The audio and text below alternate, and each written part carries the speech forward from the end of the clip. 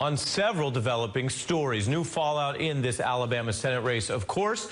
Also, a bipartisan call for new evidence from Jared Kushner in the Russia probe that's developing tonight, and also a new allegation of inappropriate conduct alleged against Senator Al Franken, with his accusers speaking out and also today accepting his apology.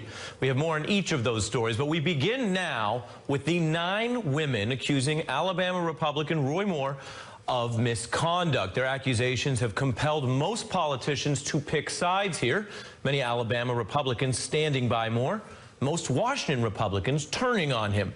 And yet the normally outspoken President Trump, who, let's remember, sounds off on controversies ranging from NFL protests to white supremacy rallies, who has now had a week to assess this controversy relating to allegations of pedophilia. Donald Trump, that once loud figure, has turned silent, ducking questions on the matter yesterday, and today sending a spokesperson out to claim Trump has no real position on a race where, you might remember, he embraced Moore after his primary win as a great guy who will really help make America great again. Should Roy Moore resign, Mr. President? He thinks that the people of Alabama should make the decision on who their next senator should be.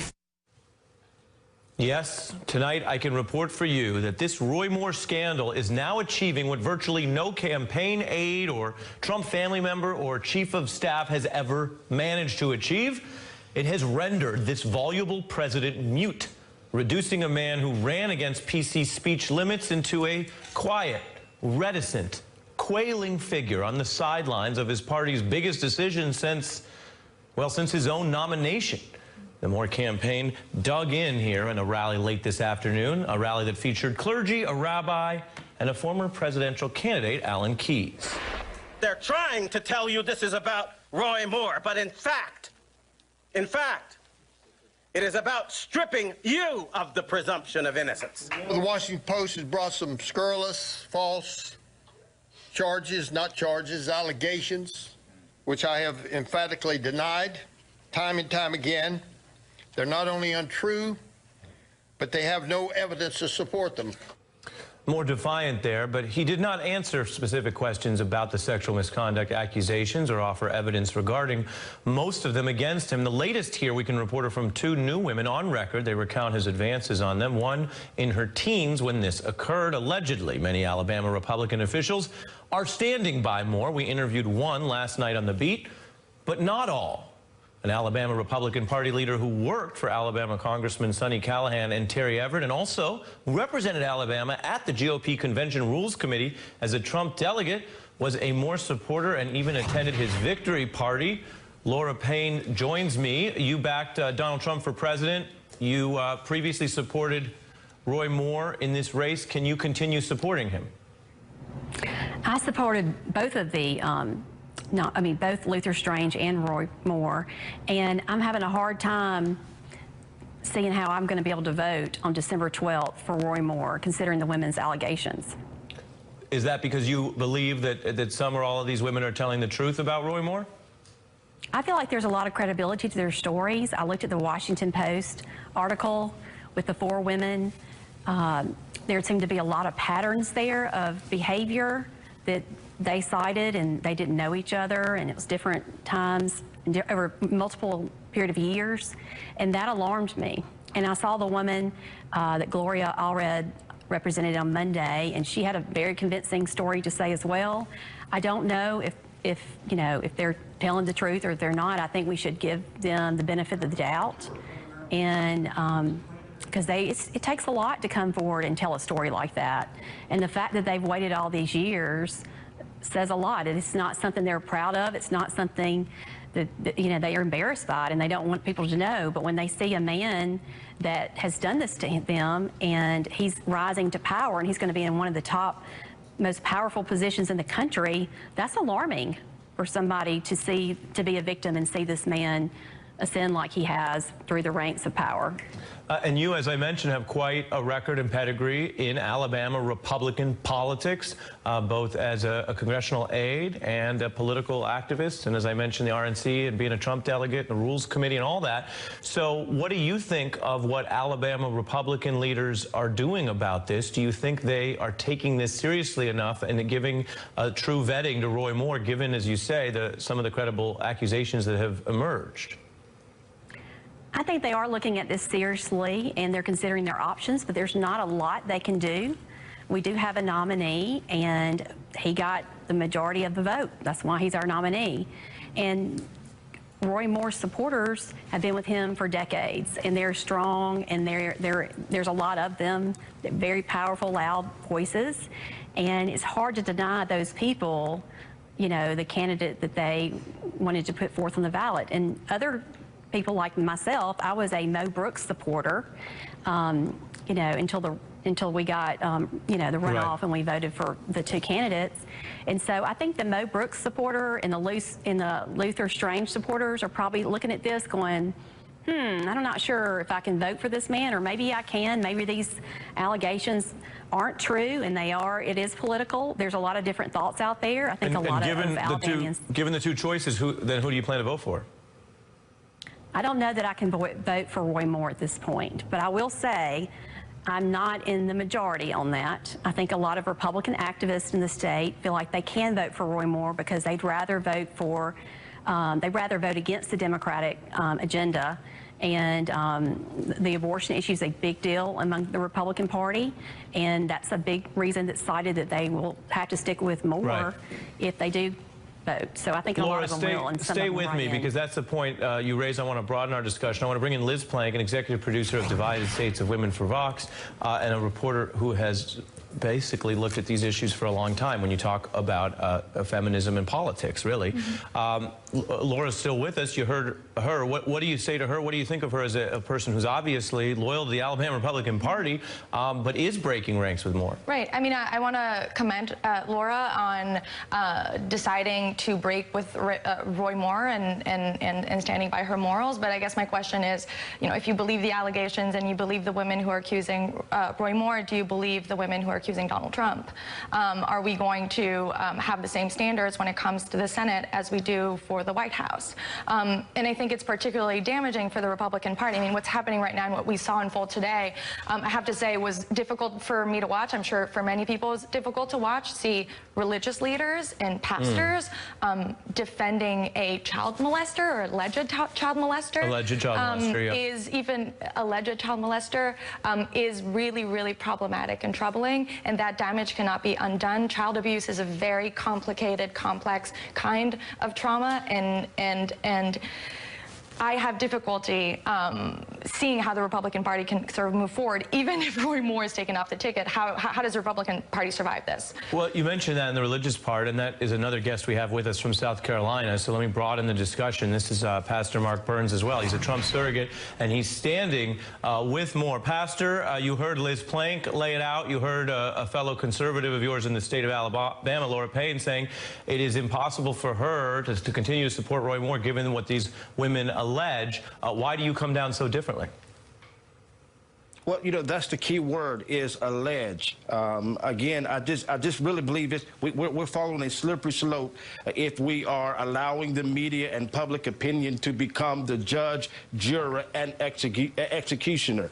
Sir, I'm asking you. I'm not asking you about the media. I'm asking you as a pastor. There were pastors who stood up there with Roy Moore, and this is not about the media. I'm asking a question. I'm giving you the chance to answer it, Pastor. You let every one of them speak. You let every one of them speak without cutting them off. You do not have to cut me off. I'm not cutting you off. I'm focusing the question because you start making it about the media. It's not about the media, sir, Pastor. I'm asking you to answer what your judgment is, sir. Let me finish. Go ahead. Let me finish. Okay. As my judgment, we live in a country that declares you should be innocent until proven guilty. Not guilty until proven innocent. That is wrong. My only question is, those allegations should be taken serious. What the women are saying should be taken serious, and it should be investigated. My only concern is when you start hearing people say, well, you know, I don't think I could vote just because somebody alleged. The fact of the matter is there's so many holes in these stories, and there's so many concerns in these stories that we need to begin to question. I think that's why the different religious leaders stood and signed the pro-family leaders letter today because as a pastor, I can't make my decisions based off of what somebody said happened. I have to make some decisions based off of what's actually happened. I am going to guide them regardless. I'm going to love on them regardless. But I'm not going to I'm not going to condemn them without knowing the truth. Jesus said it like this: you without sin cast the first stone. You sin, go sin no more. That's what Jesus said. So the fact that I can't sit up here and say, you know, Moore did it or those women are lying. That's not what I'm saying. What I am saying, we need to examine, just like we examine Moore's life, we need to examine their life. So let's do some examining. Is this a political pawn? Yep, let's do some examining. Laura, take a listen to Tina Johnson. This is one of the accusers about what she says happened to her. My mother and me went to his office for me to sign custody papers of my son over to her. And we went in. As soon as we hit the door, he was real flirtatious, coming on the whole time. And we was in there forever, it seems. And then we eventually got up to leave. And as we did, my mother went first. And then when I got up and went out, he grabbed my behind. Just hard. And that's what he done. Laura, if you would speak to that as some of the testimony here, and also anything you might respond to what the pastor argued. I would say it's always a he said, she said case in a lot of these situations. There's not a video there. There's not another person in the room. And again, that's another reason why I want to make sure that people consider these women and their accusations. They don't really have anything to gain from coming forward and saying things like this. Their names getting smeared, their lives are being investigated and torn up. I mean, they're trying to find any bit of, you know, anything to discredit them. And it's unfair, I think. It's really unfair the way that these women are attacked when they do come forward. And that's the reason for the silence all these years. They didn't want to go through this. They didn't want to be discredited or not believed. But at the same time, they are allegations, and there are two sides to the story. And I think a lot of the Moore supporters in Alabama, they've been with him for a long time, and they feel like he is, you know, he's a good guy, and he's a godly man. I hear that quote a lot, that he's a godly man.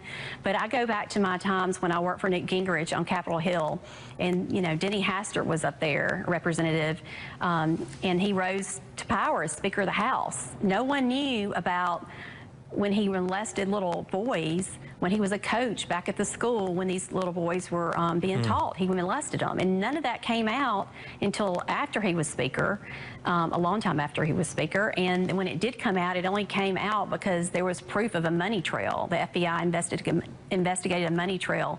And that's when the news of the boys came, because apparently he was paying one of them off, basically, to stay silent. There was that hush money, and it was that underlying allegations. Liz, go ahead. Yeah, and you never know what's out there. And if there hadn't been that money trail, they wouldn't have ever found out. Those men probably would have never come forward. Right. So those are concerns that I have when I look at these things. And it is a he said, she said, except in this case it's a he said, she said, she said, she said, she said, she said, she said. 9 women have now come forward with very similar allegations. They do not know each other. The Washington Post story that outlined two of the women who have allegations had more than 20 sources. And so when you're making a decision, like the pastor is saying that, you know, we don't know what happened, you're choosing to believe one person. You are siding with that person, and you're saying these women are all guilty of lying. Right, and Pastor, I'll go back to you for your response. I'm going to play for you some of what the other clergy said today, because Roy Moore has invoked the 10 Commandments. He's invoked religion. He has the pastors out there. The point isn't that not everyone gets a chance to speak in politics. The point is, at least some of the folks are basically taking their position and using the pulpit to say that Roy Moore's right and that all the women are wrong or lying or part of some conspiracy. Take a listen today. Roy Moore has stood firm, and he has never surrendered this nation's core allegiance to the truths that make us free. The most valiant leader running for office in the United States of America today. is Judge Roy Moore. Facts appear to show us that Roy Moore is being framed. Pastor, is this the right line, or are we better off being humble about at least what is out there and maybe saying that there are serious allegations that require vetting? Well, you know, every case is different. We cannot take every case to be the same. I agree with you that there are some cases that need to be vetted. There's some, without question, you need to, any allegation like this need to be taken extremely serious. My concern is, again, how we just immediately found him to be guilty because the allegations without any factual proof are coming up. And now they're coming up 40 years later when there were plenty of opportunities for these women to come out, while Judge Moore being a very public person, having two national situations, one with the gay marriage and one with the Ten Commandments. He drew a lot of national attention, and that was great opportunities for these women to come out, or some of them to begin to come out. It's just because can I ask you about that? Can I get one question into you about that, and then I'm going to let Liz respond. We've gone long on time, but this is what I want to ask you, sir. Because it happened to me. Sir, but let me ask you this, Pastor. A lot like what CNN did. Well, let me ask you this, Pastor. When people say it's not the right time, I never quite understand that, because in law, there are some things that are barred by time, and that's a legal fact. But in an election, I think part of the reason this is coming out now, according to what we've learned from some of these individuals, is they didn't know that this individual was going to make it this far and potentially be in a 6-year term representing the state of Alabama in this high office, the United States Senate. Isn't the issue whether this is true or not the timing of when it came out? Well, to me, I think if there was a real deep scarred issue in some of these women, with just what you just said, I think is alarming, because what you're essentially saying is it's not that they were scarred for life because somebody sexually assaulted them, but because the person that sexually assaulted them, or allegedly sexually assaulted them, is now about to become a U.S. senator. That's exactly what we're arguing. If he was guilty, then it should have came out because he sexually assaulted them, not because he's about to become a United States senator. That's backwards, and that's my argument. I think that's what the Alabama GOP is standing behind Moore. I think that's why those religious leaders are standing behind Moore, because we see it as a character assassination. And I got to do equal time. So Laura and then Liz. Laura and then Liz. Donald Trump. I'd love to know. You got to remember, he was assistant DA at the time of these allegations. It was a small town. He's the big man in town. He's the single guy with the big job. Some of these women may not have, they may have been from broken homes, or maybe they weren't. But he was well respected in town. People don't want to believe somebody they don't know. He had all the power, and he could have done anything. District Attorney's Office, that's what they do. They work with the police, and they prosecute these kind of cases. They didn't feel like they had a voice. That's the whole point. Why speak out then when you know no one's going to listen to you? And Liz, on that final point, hold on, I've got to go to Liz because we're on the timing. Liz, on that final point that Laura raises, he was a prosecutor and a DA. He allegedly said to one young woman, "No one will believe you." Another young woman telling a reporter, "The reason they're speaking now is because nobody asked back in the day, and people are asking now." And we are calling them women, and they were girls. So this happened to some of the accusers coming out today.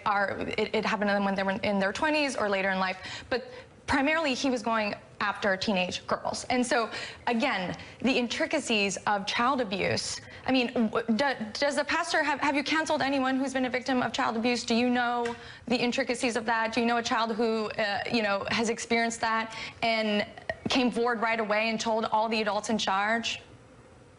We just had a conversation with one of my staff members who went through a very similar situation, and she gave a very vivid, this is today, one of my staff members today gave a very vivid account of what took place in her life when she was 16 years old as a minor. So she reported it when she was 16 years old? She sure did. And guess what? That gentleman lost his job. And I think there were some criminal charges that took place. So the fact of the matter is, each situation is different. You can't put them all in the same box. There are some strong women and strong young women who have come openly way back in the day before any of the accusers decided to run for U.S. Senate. Now, I understand the importance of some women not coming forward in the beginning. I get that. But I also know that there are millions of strong women that have came out, millions of strong women that have faced their accusers and put their accusers in bars. And this is the case that I'm going to extend an invite to continue the discussion because it's an important one. And this is a conversation between a conservative for more, a Trump-supporting Republican who's said that this means she can't support more, and Liz Plank, who's been critical of more. These are the conversations I think are worth having. So I thank each of you for being here. Liz, stay with me for later in the show. Coming up, though, we have to fit in a break, and then there is developing news with Jared Kushner in the Russia probe, a bipartisan warning from investigators about him withholding evidence about WikiLeaks. That's brand new. Also, reports that taxpayers can be footing the bill for lawsuits that are about Donald Trump's private businesses. Richard Painter is here on that, and later the right-wing media is talking a big game about Roy Moore. And then there was a Sean Hannity 180. That's ahead. I'm Melber, and you're watching The Beat on Msnbc. As new accusers come out against Roy Moore, some Washington Republicans now exploring some drastic hypotheticals. Political reporting, one plan would ask the current Alabama Senator, Luther Strange, who lost to Moore, to, quote, resign from his seat in order to trigger a new special election. The idea is to use that change as a swap and get a new candidate other than Moore in, trying to change the election itself for totally partisan ends. You can think of it as kind of like gerrymandering with a clock instead of a map. The White House has ducked most of this dispute, as I mentioned at the top of the show, but today the press secretary did say Trump believes Moore should effectively stay on the ballot, rejecting that hypothetical. Meantime, over at Fox News, the head fake to end all head fakes. It was just 2 days ago that Sean Hannity promised this. For me, the judge has 24 hours. You must immediately and fully come up with a satisfactory explanation for your inconsistencies. If you can't do this, then Judge Moore needs to get out of this race. That's about as clear a line as you can draw. And then, by Hannity's next show, there were 4 more accusers that come forward. We've covered that. And then Hannity suddenly lost that clear line he drew and began punting, kind of like the White House. Now Sean Hannity's deadline has come and gone, and his answer? The voters should decide. We demanded, rightly, answers from Judge Moore. He provided them to the specific questions we asked. I lived in Alabama. I enjoyed my time in Alabama. And I know these people. I am very confident that when everything comes out, they will make the best decision for their state. I'm joined by Liz Plank, back with me, and John Harwood, CNBC editor-at-large. John, that didn't seem to end the way Sean Hannity suggested it would. No, I think Sean Hannity choked at that particular moment once he heard some answers and he couldn't quite say to Judge Moore, get out. And he said, I know the people of Alabama, they're good people. It's not about the people of Alabama, it's about Roy Moore. He simply got to a point that he didn't want to cross the line he so flamboyantly said he would. But he is right about one thing. The voters are going to decide it. Liz? Yeah, I mean, also Sean Hannity's advertisers are pulling out because of his coverage, and so it's sort of not surprising for him to take this different approach, but it's also exactly what we heard from the White House today, right? That we should leave it up to the voters to determine if Roy Moore should be in office, as if this was American Idol or something, as if the party shouldn't have, you know, a set of moral standards and a set of... Right. I mean, John Harwood, forgive me for being obvious, but it's part of my job as a news anchor. The issue is that the parties present their candidates to the public for a vote. And sometimes when news comes to light, information comes to light, they then withdraw that. The Alabama Republican Party in the driver's seat there, not withdrawing.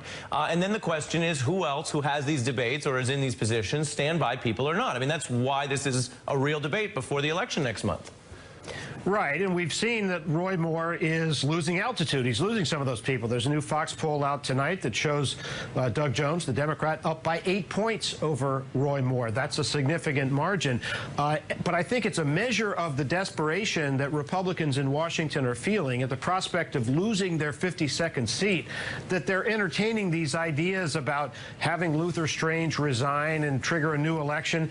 Luther Strange's office, the Republican senator Senatorial Committee and the governor of Alabama, Kay Ivey, have all said that that's not possible. It's not going to happen. If Luther Strange were to resign, they'd appoint someone to fill his seat only until December 12th, when that election, for which voting has already started, gets underway. So nobody expected to be in this situation. It's disorienting for a lot of Republicans, but it looks as if we are stuck with a situation where it's going to be Moore or Jones, and right now Jones has got a clear advantage. And Liz, I have to ask you about Ivanka Trump saying there's a special place in hell for people who prey on children, and then does not address Moore at all. And it raises the question, Liz, is there a special place in purgatory for people who are only willing to subtweet about pedophilia allegations? Right. I mean, if we believe Roy Moore's accusers, why aren't we believing the president's accusers? If we, and coming back to the Franken news, which I'm sure you'll get into, if the White House position is that we should launch an investigation into Al Franken, why shouldn't we launch an investigation about the president? If that means that you are unfit to serve, then why isn't it the same thing for the president? And I remember a time where, Todd Aiken, right, a Republican candidate, said something about legitimate rape, which was offensive and horrible, and the Republican Party basically decided to push him out and thought that that would have repercussions for the party on other in other elections. That was a position. Exactly. Yeah. And so the fact that even in the case of an alleged child molester, that there is even any question of perhaps putting him on the ticket is revealing what the party is. And you mentioned something that's actually our next story. Liz Plank and John Harwood, thank you both. John, I'm going to see you in a minute. There is this other report today, a new accusation of sexual misconduct against Democratic Senator Al Franken. There's a radio newscaster alleging that Senator Franken kissed her and groped her without her consent while they were doing a rehearsal for a skit on a USO tour in 2006.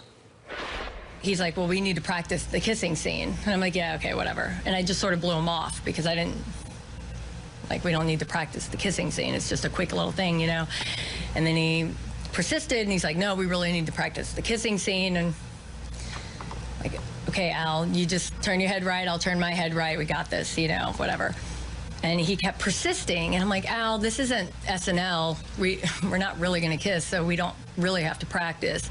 And he just kept persisting, and it just reminded me of the Harvey Weinstein tape that you heard the girl when she was wired up for the the NYPD, and he's just persistent and badgering and just relentless, And so I was just like, okay, fine, just so he would shut up, And he just sort of came at me, and we did the line, and he came at me, and before you even know it, you kind of get close, and he just put his hand on the back of my head, and he mashed his face against, it happened so fast, and he just mashed his lips against my face, and he stuck his tongue in my mouth so fast. That was at a press conference today. Tweeden also wrote about this in a new piece. She said that Franken basically had this skit for this show, and it was a funny part for her, which she did agree to play along.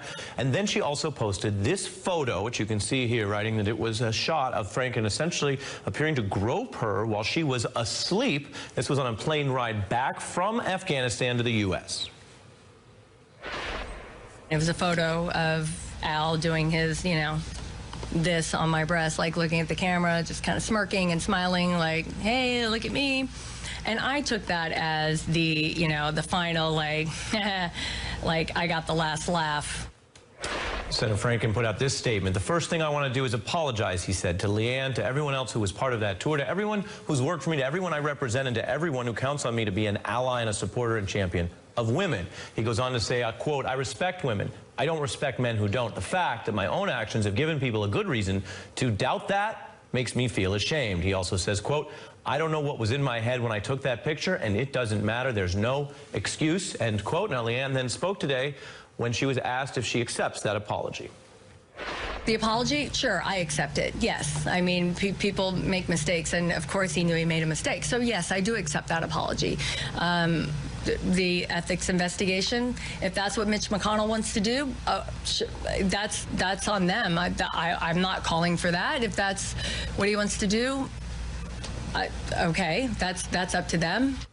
And that's the other news today. Senator McConnell asking the Ethics Committee to review this. Chuck Schumer on the Democratic side agreeing, and Senator Franken says he, quote, will gladly cooperate with that ethics investigation. Now, we have a lot more here. Ahead, that other story I mentioned. Jared Kushner apparently received emails about a Russian dinner invite in 2016 and contact with WikiLeaks, and people in Congress say he's withholding that evidence. It's a big story by any margin. Also, an explosive ethics story. Why would the Justice Department spend your tax dollars defending Donald Trump's businesses? That's a real question. Richard Painter has the answer. That's ahead. Breaking news in the Russia probe, which on any other night might have been our top story. There is a new account that Jared Kushner could be withholding evidence in the probe. Now, this issue is that key documents about WikiLeaks and Russia are not where they should be, allegedly. Senate investigators saying Kushner failed to hand them over in a new letter from senators on the Judiciary Committee. Now, as we all know by now, there are lots of letters that fly around about Russia. But witness this tonight, something politically important about this story. It is completely bipartisan, coming from the top Republican and Democrat in the Judiciary Committee. So if this is a fight over Kushner's approach to evidence, it's Kushner versus both parties. You see it here. The senators citing emails to Kushner about WikiLeaks and documents about a backdoor overture from Russia and a dinner idea, as well as communications with Sergei Milian, who's believed to be a key source in that infamous Trump dossier. It all sounds like interesting things to forget to fork over, but let's be clear, there are two sides to every story. Kushner's answer tonight, his lawyer, Abby Lowell, who's also the lawyer in that Busy Menendez case, releasing a new statement that Kushner and we have been responsive to all requests. We provided the committee with all relevant documents that had to do with Kushner's calls, contacts, or meetings with Russians during the campaign and transition, which he says was the request. Note there's some wiggle room on WikiLeaks. Joining me now is Jake Maccabee, a former advisor and speechwriter for two attorneys general, Eric Holder, as well as Loretta Lynch, and Betsy Woodruff, a political reporter for the Daily Beast, tracking this. That's a lot just there, Betsy, and I understand you've been working this story as well tonight, and you have some new information. Right. I've been making calls on this, and an important thing for viewers to understand is that the two senators on the committee, Grassley and Feinstein, by all counts, are not pleased with Jared. These kind of letters, these kind of requests for additional information go back and forth over the course of congressional probes frequently. I can tell you that the Mueller investigation has gone back to the White House multiple times to ask for additional detail, additional documents, more material from them. But those communications haven't been publicized. The fact that Feinstein and Grassley took this letter, sent it not just to Jared's lawyers, but to the entire internet by posting it on their website for everyone to see, is essentially having the effect of publicly shaming Jared Kushner. I mean, Betsy, you're making the point there's a distinction between the normal procedural back and forth, and lawyers pick up the phone and send letters sometimes and say, I need this, I need that, let's be clear, let's put it in writing for those boring reasons to memorialize it. And this is different. You're saying that when the top Republican and Democrat put Kushner and his lawyers on blast tonight, what they're saying is, we don't like what you're withholding about Russia. That's the subtext here. The subtext is that Grassley and Feinstein are not going to be shy about twisting arms and even publicly shaming Kushner to get the material they're looking for. I can also tell you that folks who are allies of Kushner found this letter to be really surprising. This was not what they were expecting. I mean, Abby Lowell, Kushner's lawyer, is in New Jersey right now dealing with the Menendez trial. Don't I know and it. all of a sudden, this letter goes up publicly. So this is just going to contribute to friction that exists between the White House and Capitol Hill, and in fact, between the White House and Chuck Grassley, who is one of the most powerful Republicans in the Senate, who Trump needs to get his judicial nominees through. So the fact that this letter is public and that they released it when they did is really significant. Jake?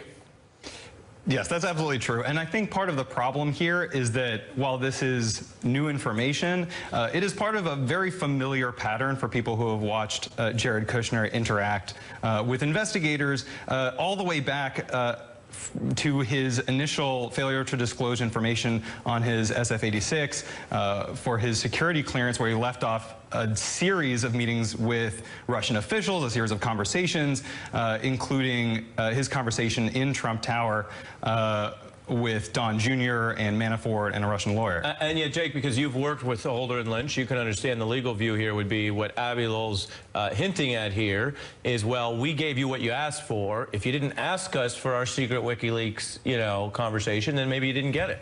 That's certainly one way to approach it. It's not the way that is going to endear you to investigators or endear you to Congress. The trouble here is that Jared Kushner and others involved in this investigation have not been extremely forthcoming. We're out of time, but you're saying that hiding evidence, not endearing. I would say in general, it's a bad move. Not endearing. Not endearing. Wow. Well, Jake McAbee and Betsy Woodruff on a developing story. Thank you both. Ahead, have you ever wondered exactly where Donald Trump's tax returns are kept? New details on just what the IRS does to protect them. Also, this is important, another new ethics issue, a report on who is footing the bill for Trump's personal lawsuits. Now we turn to a story that might seem normal by the standard of this year, but is certainly not normal, and that our founders said shouldn't be. We're learning about Justice Department lawyers as well as paralegals working on lawsuits for President Donald Trump's private businesses because of his, quote, unusual, aka not normal, decision not to divest himself from hundreds of his companies. The New York Times reporting the president has also spent, get this, a third of his presidency now at the 300-day mark at Trump properties. That's like Mar-a-Lago and the golf clubs, etc. So in a moment, I'm going to speak with Bush 43's ethics lawyer, Richard Painter, who also, we should mention, is suing Trump for accepting payments from foreign governments through his corporations. Now, here is what was said in August on our show about Trump's spending. I think it's going to destroy the Republican Party to have this type of waste of taxpayer money. We pay the taxes. We're tired of high taxes, and we're not paying taxes to support the Trump family. That's not appropriate. With me now is the Richard Painter. Richard, the report that lawyers are working on personal businesses stems from that original decision that you have been all over by this president to operate his businesses. Your view of these developments? Well, it's a terrible situation for the American taxpayer. We just saw a bill pass the House today. It's just going to stiff the middle class while giving enormous amounts to the billionaires, including the president. And the problem here with respect to his businesses is that his businesses are doing deals with foreign governments and the companies controlled by foreign governments. That's a violation of the Constitution. The founders did not want foreign governments buying off American office holders. And he persists in doing this despite the requirements in the Constitution. And he's been brought to court not just by our organization, but by members of the House and Senate, and also by the Attorney General of the state of Maryland, Attorney General of the District of Columbia. In all three lawsuits, he's being defended by the Justice Department lawyers at taxpayer expense.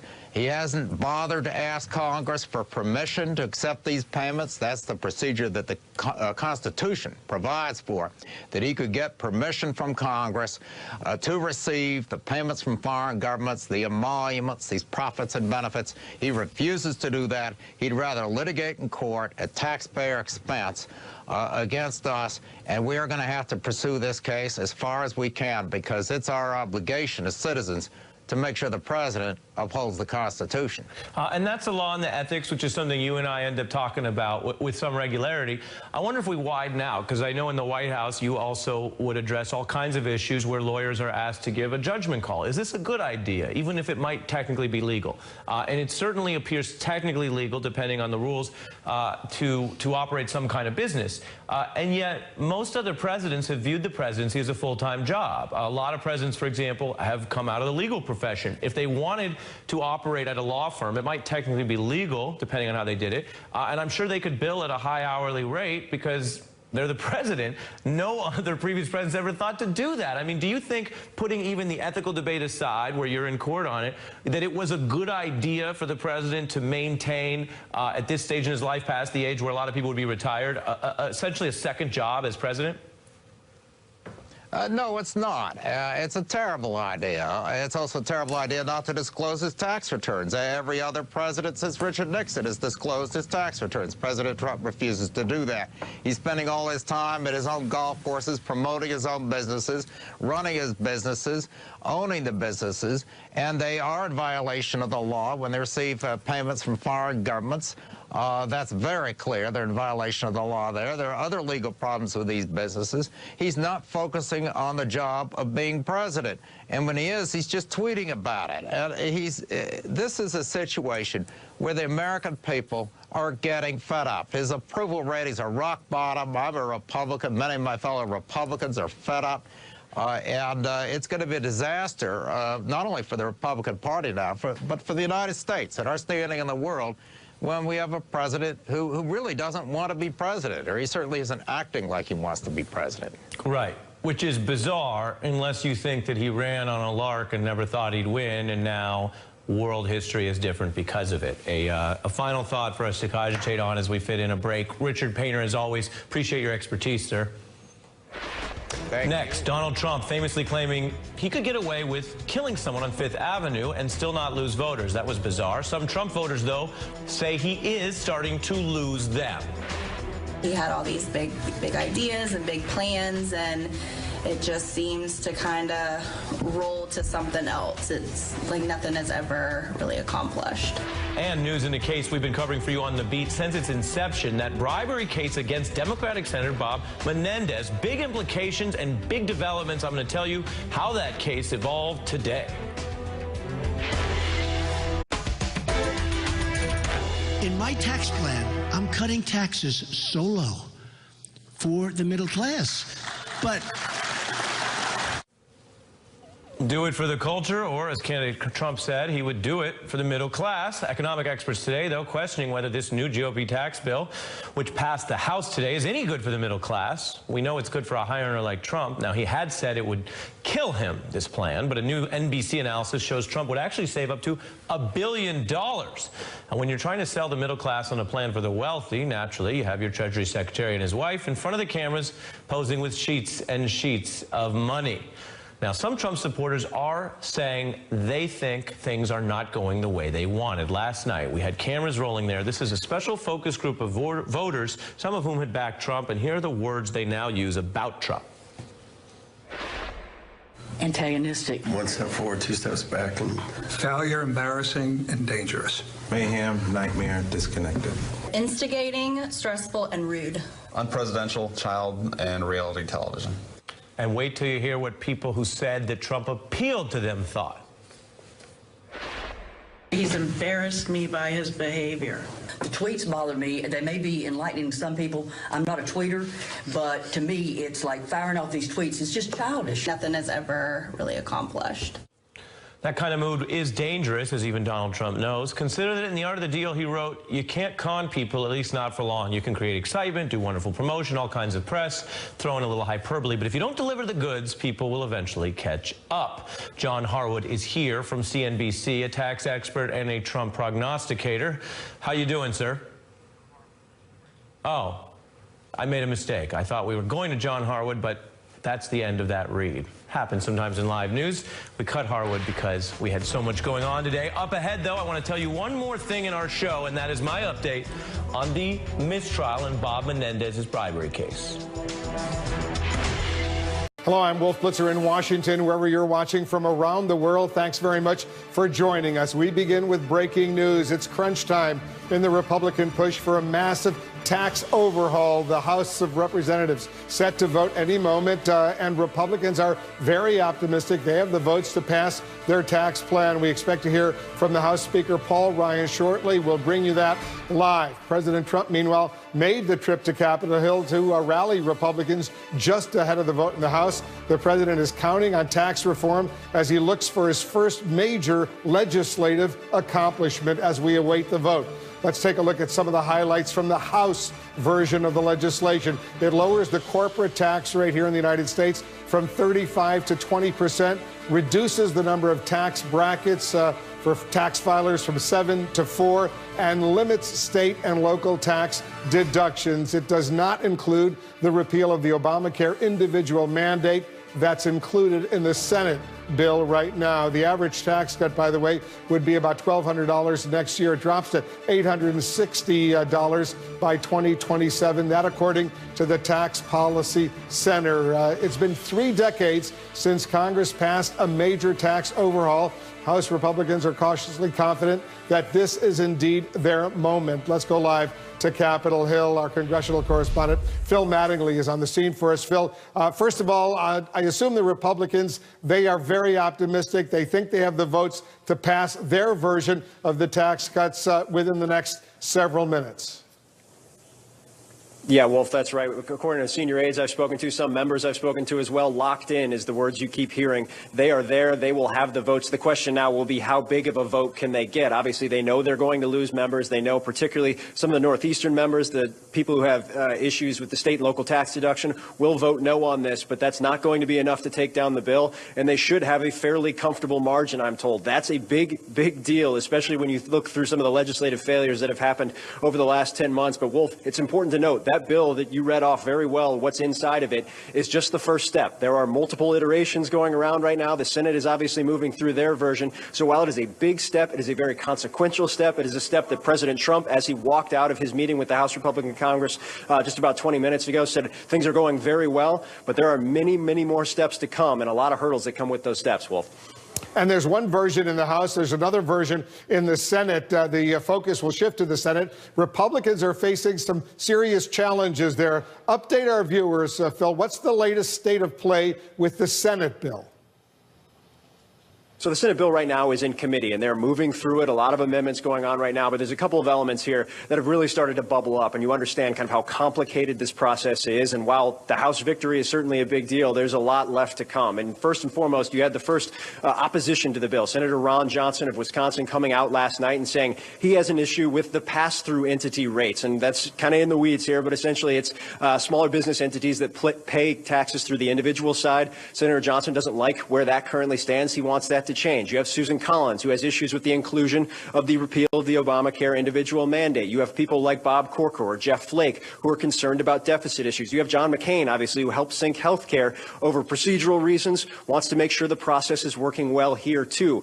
And then you get into the details of the bill. Wolf, just a few moments ago, earlier this morning, the Joint Committee on Taxation, a nonpartisan group, releasing the details of their analysis of the latest version of the Senate bill. And while in 2019 there is a significant tax cut across all income brackets, by 2021, in large part because of the repeal of the individual mandate, according to this analysis, those making between $10,000 and $30,000 a year would see an increase in taxes. By 2027, anyone making under $75,000 a year, because of the way the individual rate cuts would phase out, would also see an increase. Republicans, Wolf, they're pushing back on that analysis, but you better believe Democrats have seized on that. They are pushing that forward, and that's going to create problems as Republicans try and move through this still very lengthy process over the next couple of weeks, Wolf. Yeah, even if it passes the House, it's not yet a done deal in the Senate. Very different version in the Senate. Phil, we're going to get back to you. Phil Mattingly is up on Capitol Hill. We're keeping a very close eye on Capitol Hill, where the vote on the House tax plan set to happen any moment.